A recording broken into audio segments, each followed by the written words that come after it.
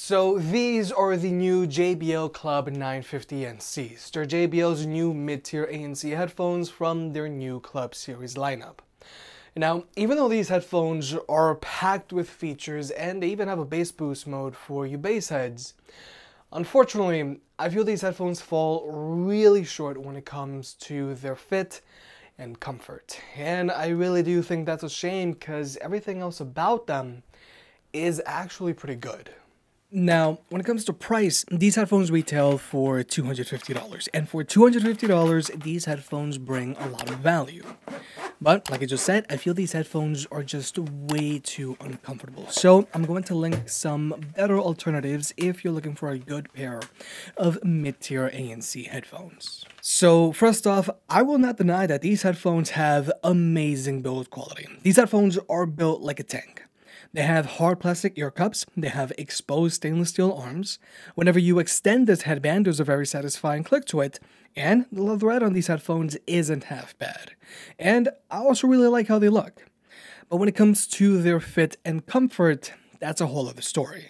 First off, I have to point out that these headphones are very heavy, and these are a pair of headphones you never forget that you have on. The 950 NCs weigh in at 372 grams. And for context, the Sennheiser Momentum 3s, which I previously thought were a pair of heavy headphones, weigh in at 304 grams. The Bose NC700s weigh in at 261 grams, which is typical for a lot of other headphones out there. The Sony 1000 XM3s weigh in at 252 grams, and then there's the Sennheiser PXC552s, which weigh in at 230 grams, making them very lightweight whenever compared to most other headphones out there. And just so that you can get where I'm coming from, whenever I'm not reviewing a pair of headphones, I typically use and edit with my 1000 XM3s. And I can wear the 1000 XM3s for hours on end without any problems. Whereas with the Club 950 NCs, I couldn't even get through editing half a video before tapping out. The main thing that I noticed with the 950 NCs was posterior neck pain from just having to hold these headphones up, which is something I've never felt with any of the other headphones that I mentioned earlier. But also, you really notice these headphones whenever you're just walking around with them on, or even when you just turn your head because your weight is just moving all around. But let's say that you're not a delicate flower like I am, and you do manage to wear these headphones for a long period of time without any complaints. Another problem with these headphones is that this headband has very little padding. Combined with the fact that these headphones weigh in at 372 grams, this headband does like to create a hot spot on the top of your head fairly quickly. Now, when it comes to the clamping force on these headphones, it's firm, but I would still feel comfortable saying that these headphones are big head approved because they don't actually squeeze your head. And the ear pads on these headphones are fairly spacious, but sometimes they do snag on my earlobes. But something that is pretty cool about these headphones is that their ear pads are magnetically attached, making them very easy to remove and clean. But overall for me, I just can't recommend these headphones because they're just too uncomfortable. And like I've said in the past, comfort is the most important thing to take into consideration whenever you're picking a pair of headphones. So if you're looking for a pair of mid-tier ANC headphones, then I'm going to leave some better fitting options down below. But if you still are interested in these headphones, let's talk about tech specs. Now, first off, these headphones charge via a USB-C port, and they have an advertised battery life of 22 hours with ANC turned on. Now, a 22-hour battery life on these headphones is decent, but the industry standard is more around 25 hours of playback time right now. But JBL does promise 55 hours of playback time on these headphones with their ANC turned off. But just keep in mind, this USB-C port is strictly used for charging. You can't use this USB-C port as a wired connection like you can with the Sennheiser Momentum 3s. But if you do want to use a wired connection, these headphones do have an easy-to-reach 2.5mm audio jack. Now personally, I would have preferred if these headphones used a 3.5mm audio jack, but I'm just happy that these headphones even have an audio jack because some companies are starting to remove the audio jacks on some of their headphones. Now, when it comes to Bluetooth connectivity, these headphones are using Bluetooth 5.0, but more importantly, these headphones can be connected to two devices at the same time. But my main critique here is that it does take these headphones a couple of seconds to switch from one device to another.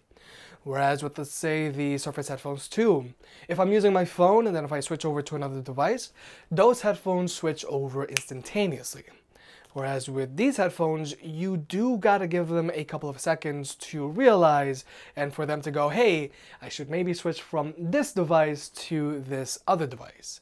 So even though these headphones do support simultaneous multi-device connectivity, compared to other headphones out there, it is a little clunky.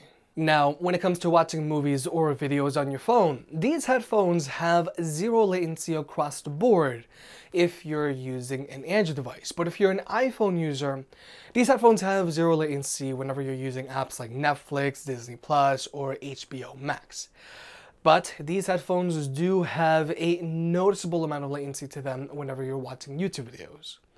And finally, when it comes to audio codecs, these headphones top out at AAC. Now, when it comes to listening to music with these headphones have a fully customizable EQ, so you can make them sound however you want. But personally, I really like how these headphones just sound with their stock EQ. With their stock EQ, these headphones are your classic JBL. They have very pronounced mids, so vocals are front and center, and that the bass comes in hard when it has to. But when it comes to their instrument separation and soundstage, I would say these headphones are average. And when it comes to their overall performance, the highs on these headphones never get tinny, which is good, and only very rarely, in very specific circumstances, does the bass on these headphones ever bottom out. And if it does, it only does very slightly. I've only really heard the bass on these headphones ever bottom out maybe twice. Now, these headphones also have a bass boost mode, but the bass boost on these headphones is mostly on the audible side. These headphones are not going to physically rattle your head all that much like some other headphones out there, but these headphones do rattle your head enough to please your average user. But overall, I do feel these headphones do have the makings of being people pleasers. Because if you like a neutral EQ, you can do that, or if you like a bass-heavy EQ, you can also do that. Now, when it comes to the active noise cancellation on these headphones, it's decent for a pair of mid-tier ANC headphones, and it is an improvement from JBL's previous ANC headphones, because they do have less cabin pressure. But so that you can see for yourself, we're going to jump into an ANC test.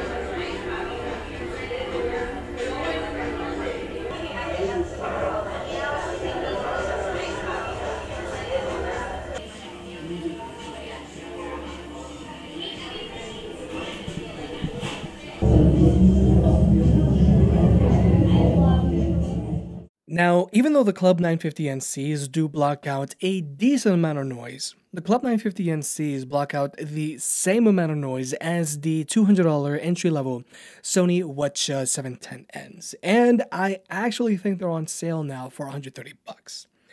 But more importantly, the Watcha 710Ns do manage to block out the same amount of noise as the JBLs, but with less cabin pressure, making them more comfortable to wear.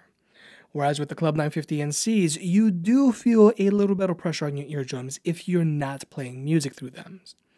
But performance-wise, the ANC on these headphones isn't half bad, because it doesn't change how your music sounds, and it also does a really good job of rejecting wind noise whenever you're walking outdoors with them. Now, when it comes to the ambient mode on these headphones, it's actually really good. It sounds very natural, and there's zero hissing in the background, which is very important for whenever you're using these headphones to watch movies with. And the ambient mode on these headphones does a really good job of rejecting wind noise when walking outdoors as well. All the critique is that I do wish that you could customize how much sound these headphones let in, because right now it's one size fits all. But also keep in mind, the ambient mode on these headphones isn't the active kind, so they're gonna let in everything. Now, these headphones also have a talk-through feature where if you press on this button, the headphones will lower the volume of your music and let in all of the ambient sound so that you can quickly talk to someone without having to take your headphones off, like this.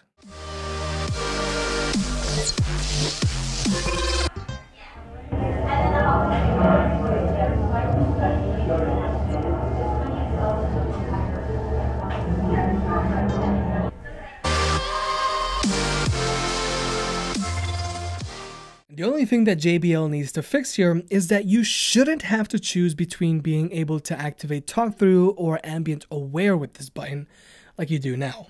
A single press of this button should cycle these headphones from ANC on, ambient mode or ANC off, and a press and hold should activate talk-through, similar to what we've got on the Bose NC700.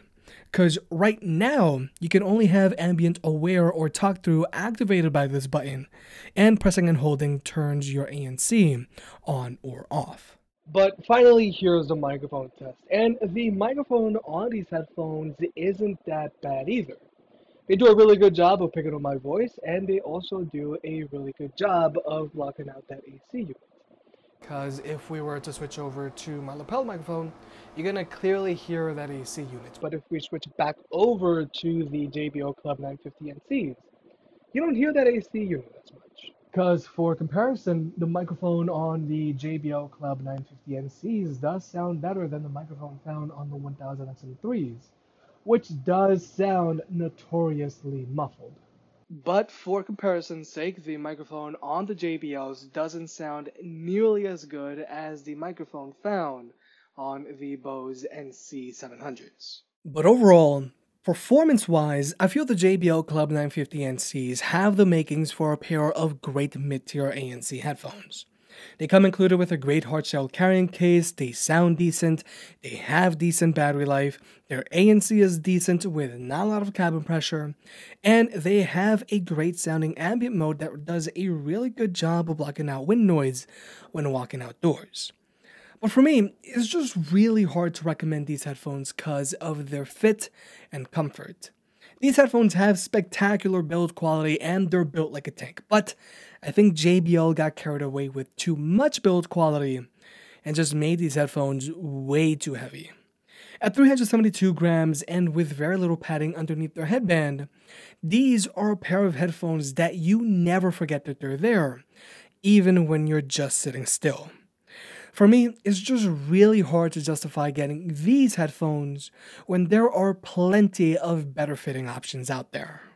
If you made it this far, I guess you enjoyed the video, so hit that like button and get subscribed. It helps out more than you realize. If you want to pick any of the products up mentioned in this video, those will be linked in the description down below, and you can also support the channel by checking out the merch store. But other than that, I'll catch you next time.